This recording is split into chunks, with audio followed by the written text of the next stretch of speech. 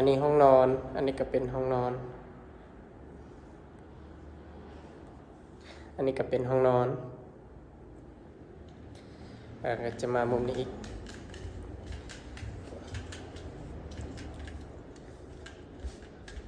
อันนี้ก็เป็นห้องนอน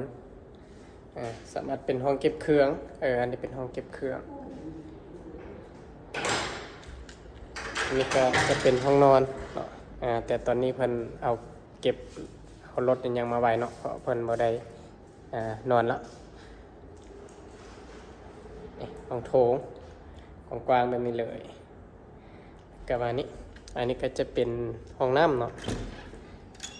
ห้องน้ำกว้างแบบนี้เลย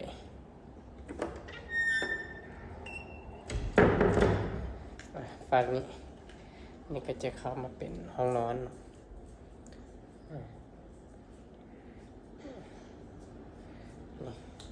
บอนแต่กินแต่งกินแล้วก็จะมาฝั่งนี้อีกแต่งกินวันนี้เราจะมาเบิ่งหลังบ้านเนาะอันนี้ก็จะเป็นหลังบ้าน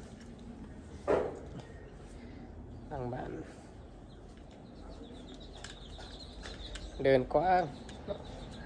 นี่ทางข้างทางนอกกันเนาะอันนี้ก็เป็นดินเขา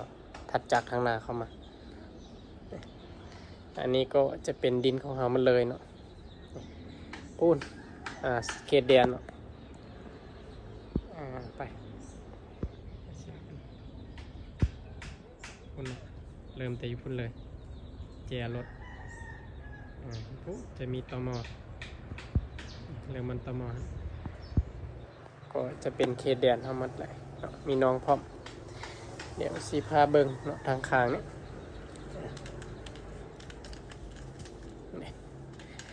งามๆเลยนี่จะเป็นเดินทางข้างบ้านสามารถออกหน้าบ้านทางนี้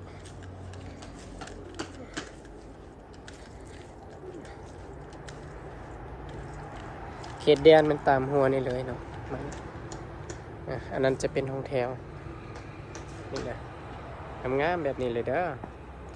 สนใจก็เข้ามาเบิ่งตัวจริงได้เลยเนาะ